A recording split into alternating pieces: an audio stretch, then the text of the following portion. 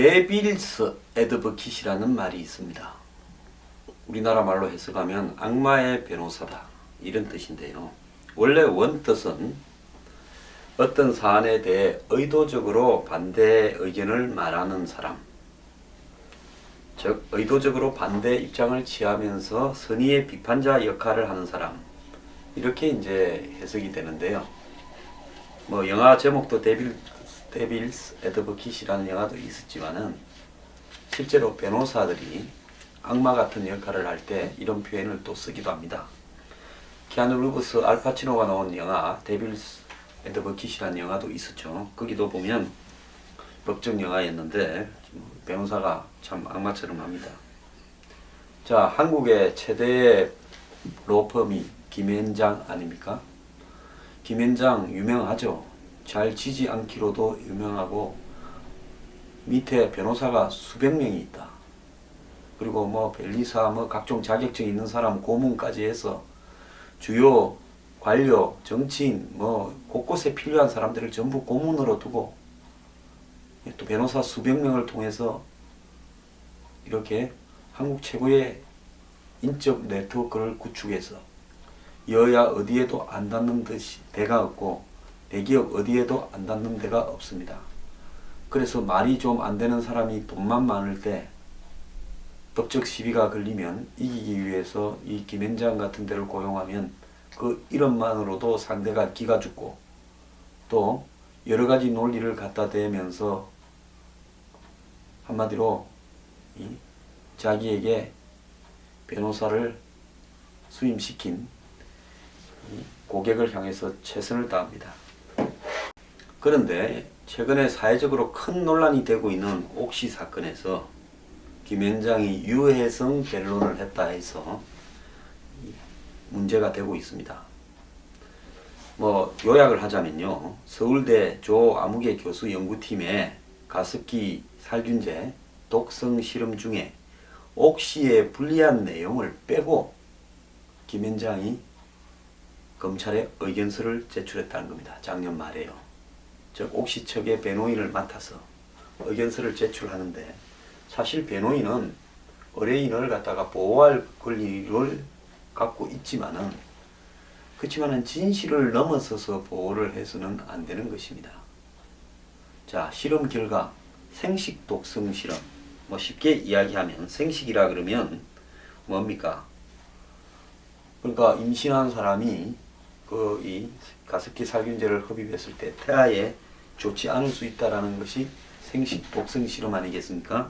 자, 이 가장 중요한 핵심은요, 서울대 조교수 팀이 이 실험한 내용에 보면 임신한 지 15마리에서 13마리가 새끼가 뱃속에서 죽었다라는 생식 독성 실험 결과가 들어있는데요. 이것을 김앤장이 검찰에 제출하는 의견서에는 뺐다라는 겁니다. 자, 뭐 김앤장이 이것 말고도 반복 흡입 독성 실험 기간 동안에 사망한 동물은 없었고 어떠한 임상 증상도 관찰되지 않았다. 또 폐장을 제외한 신장, 강장, 심장과 같은 다른 장기에 영향이 의심되어진다는 언급은 있으나 이러한 변화는 폐질환과는 관계가 없다. 이런 내용도 했습니다. 또 더 나아가서 가습기 살균제 피해자들에게 나타난 폐 섬유화, 폐의 조직이 딱딱해져서 두꺼워져서 기능을 상실하는 그 폐 섬유화는 화학물질이 아니라 황사 등 다양한 원인에 의해서 발생할 수 있는 현상이라며 서울대 조교수팀의 흡입 독성 실험 보고서를 제출했습니다. 자, 그런데 이 쥐가 15마리 중에 13마리가 새끼가 뱃속에서 죽었다는 생식 독성 실험 결과 보고서는 전혀 받지를 못했다고 반박했는데요. 그런데 김앤장은 2011년 11월과 이듬해 4월에 있었던 생식 독성 중간 결과 발표와 최종 결과 발표에는 직접 이 김앤장에서 참석을 했기 때문에 내용을 몰랐다는 말이 안 된다라는 지금 이야기가 있는 겁니다. 자, 더 나아가서요, 김앤장이 이 분야의 전문 변리사를 동원해서 2012년 4월 19일 생식 흡입 실험 결과와 관련된 혈액, 혈청 원 자료를 받아갖고 열흘 뒤 흡입 독성 시험 시 챔버 내 온도, 습도 측정 데이터 등 8개의 구체적인 원 자료를 또 추가로 요구했다는 겁니다. 화학 분야를 전공한 한 변호사는 김현장이 추가 요구한 자료 자체만 보더라도 고도의 전문성을 가진 전문 인력이 원 자료를 분석을 했을 거다. 그러니까 뻔히 알았을 가능성이 높다는 겁니다. 또 김현장은 이것뿐만 아닙니다. 옥시가 민사소송에 휘말리자 생식 실험 결과를 빼고 나머지 조 교수의 실험 결과 보고서, 질병관리본부 역학 조사 결과 등을 미국계 다국적 컨설팅 업체에 보내서 검토를 받도록 자문했다는 겁니다. 미국의 컨설팅 업체라는 게요, 한마디로 뭐 세계적으로 이름 있는 컨설팅 업체 많죠. 근데 그런 컨설팅 업체라는 것은 주문자 요구 생산 방식입니다. 이 업체는 친기업 성향의 회사로 그에게 돈을 받고 주문한 대로 보고서를 써주는 회사로 알려져 있습니다. 이에 대해 김현장 관계자는 옥시가 다른 평가기관을 소개해달라 해서 인터넷 검색을 통해서 했다. 김현장이 미국계 컨설팅 회사를 소개해주면서 인터넷 검색으로 해줬다고요? 개가 웃을 이야기 같습니다.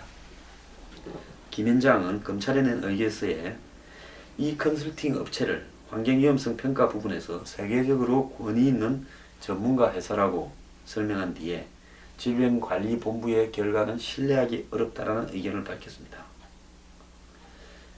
자, 이렇게 김현장이 고객을 위해서 참 이런 일까지 했는데요.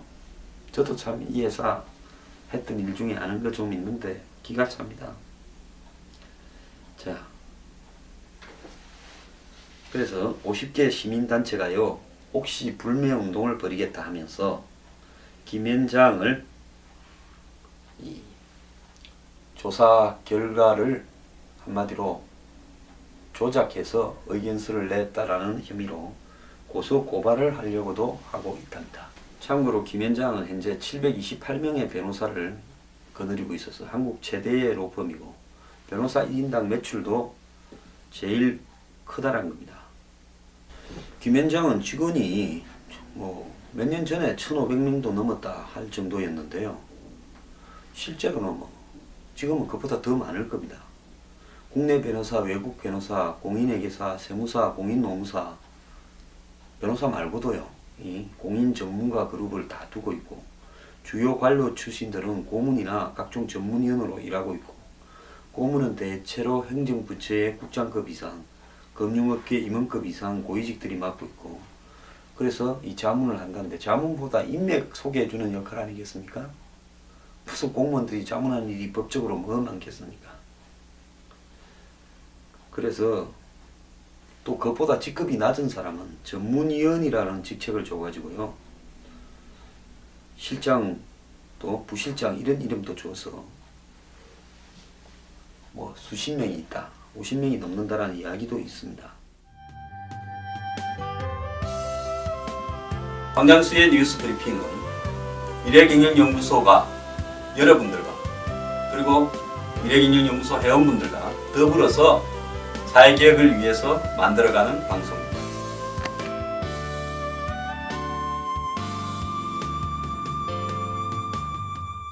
4월 27일 사전당국과 김현장에 따르면 서울중앙지검 가습기 살균제 특별수사팀이 발족한 지 얼마 지나지 않은 시점에 수사팀 소속 검사실로 김현장 소속 변호사 2명이 방문을 했답니다. 이 가운데 한 명은 검찰 출신 A 변호사로 선임계도 내지 않고 검사실 입회를 시도하다 해당 검사의 저지로 입회가 무산된 걸로 전해졌답니다. 그러니까 옥시 관련자를 조사하니까 이 변호사 2명이 방문해서 그 조사에 입회에 들어가려고 했는데 선임계도 안 했더라고요. 당시 검사는 해당 변호사에게 이렇게 오지 말고 다음에 오라, 정식으로 서류 갖춰서 오라 했겠죠.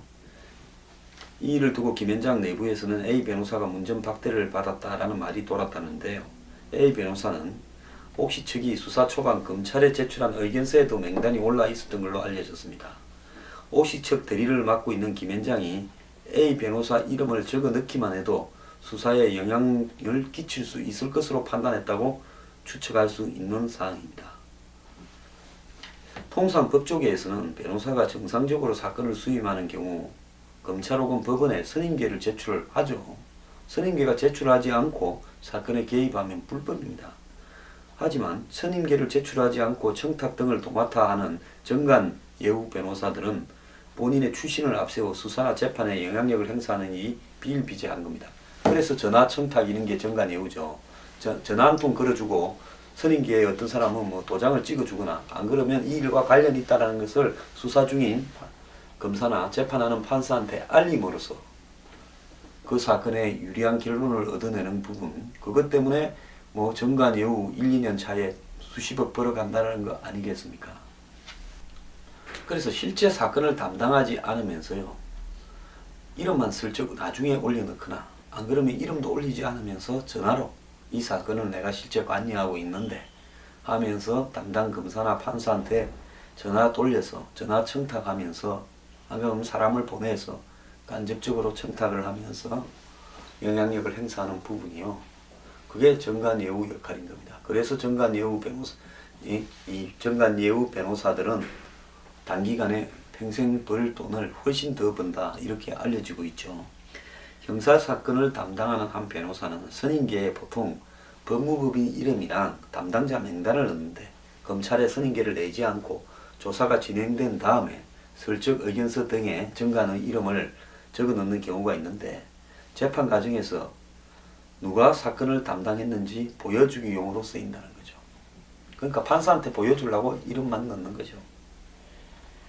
자, 최근에 정운호이 뭡니까? 네이처 리퍼블릭 그 대표, 지금 법조 비리 스캔들 나고 있는 이 부분에도 폭행 시비와 수십억대 수임료 논란이 일고 있는데요. 여기에도 보면 이 정 대표가 특수통 검사장 출신 변호사 등 정관 변호사들로 이렇게 꾸린 변호인단을 가지고 다양하게 로비한 현황이 드러나서 지금 긴급 체포되고 있고 그러지 않습니까?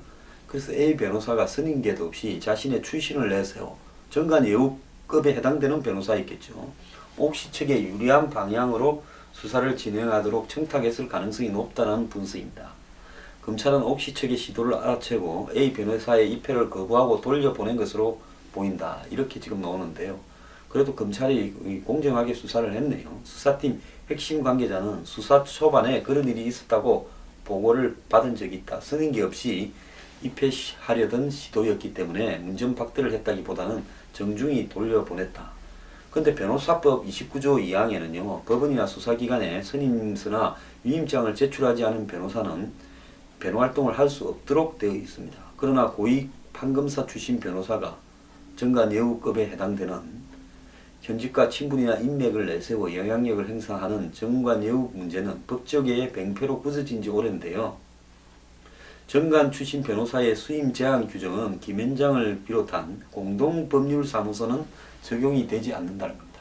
그러니까 개인 변호사 법률사무소에는 정관 예우 금지가 적용되지만은 공동법률사무소는 적용되지 않는다. 이 법도 그렇게 또 로비에서 만들었는지 그따위로 만들어놨습니다. 참고로 김현장의 대표 변호사격인 김영우 변호사의 자택은요. 운영궁에 속했던 운영궁이 뭡니까? 흥선대원군 살던 집 아닙니까? 거기 저기 보면 말입니다. 거기 이 안국동 역에서 그 허리우드 낙원상가 쪽으로 내려오다 보면 우측편에 좌측편에 있는 그게 운영궁 아닙니까? 운영궁의 일부가요. 근래 개인 소유가 되면서 운영궁에서 분리되었는데 건물 규모가 정면 10칸, 측면 2칸의 몸체에 아주 그냥 일종의 아주 문화재 같습니다. 여기에 사신다 하는데요. 자, 이 흥선대원궁이 이 세상을 떠난 후 운영군은 큰아들을 거쳐서 손자에게 상속되었지만은 한국전쟁 뒤에 상당 부분 팔리게 되는데 이때 이제 이승만 대통령의 주치의였던 김영우 변호사의 부친 김성현이 사들였다 이렇게 이야기를 합니다. 참 좋은 터에 사시는데요. 그만큼 좀 좋은 일도 많이 하시기를 바랍니다.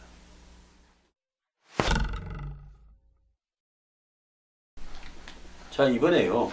옥시 사건은 한국 사회에 고질화된 대기업, 법조계, 무능한 정치권, 보건당국의 무지가 결합돼서 생긴 사건입니다. 자, 지금 검찰에 소환된 SK케미칼 독성 원료 유통을 방치했고요. 롯데마트나 홈플러스는 안전성 검사를 나름 진행했지만 유해하다는 결과가 나오지 않아 제품을 팔았다고 하는데요. 근데 이들의 안전성 검사 수준은 매우 간단한 수준으로 그걸 갖고 그렇게 해서는 안 되었다는 겁니다.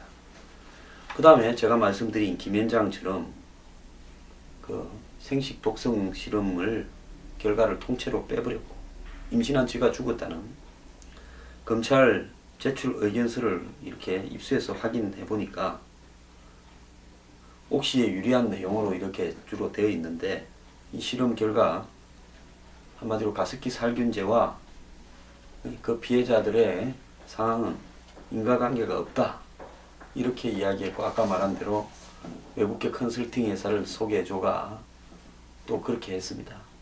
자, 정치권도 무책임한데요. 번번이 이 문제에 국회가 개입이 되어서 막을 수 있는 기회가 있었습니다.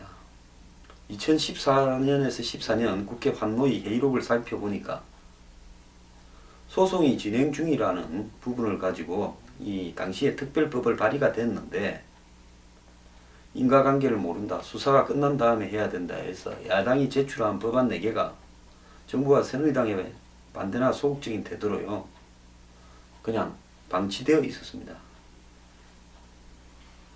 2011년에 가습기 살균제와 폐질환과 인과관계가 드러났음에도, 그래서 일파만파로 사건이 커졌음에도 국회가 직무유기를 했고요. 야당도 이 문제를 좀 더 적극적으로 밀어붙였을 필요가 있었다는 부분에는 책임을 면할 수 없습니다. 자, 보건당국의 무지도 있는데요. 애경 쪽에 살균물질 MIT가 폐를 붙이는데도 그런 줄도 몰랐고, 면역세포가 이렇게 파괴되어서 세포가 빠르게 괴수하는데도 이런 문제를 갖다가 제대로 이렇게 파악을 하지 못했다라는 이야기도 나오고 있습니다.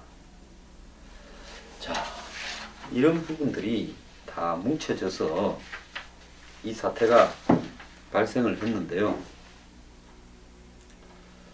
참 기가 찹니다. 질병관리본부 실험 때는 이런 지금 폐섬유화의 메커니즘이 제대로 이렇게 확인이 안 되었다 이런 이야기도 있습니다. 그러다 보니까 수사에서 빠진 제품에서 폐섬유화가 뒤늦게 지금 보고되어서 또 시끄럽다 이런 이야기도 있습니다. 자, 제가 세월호 때도 정치권, 정부, 한마디로 그 수사기관 그리고 대기업 이런 것들이 합쳐져서 저 사고를 쳤는데요. 이번에도 똑같이 이런 일이 반복되고 있습니다. 한국은 정말 진짜 지옥 맛을 봐야 정신을 차릴 나라입니다.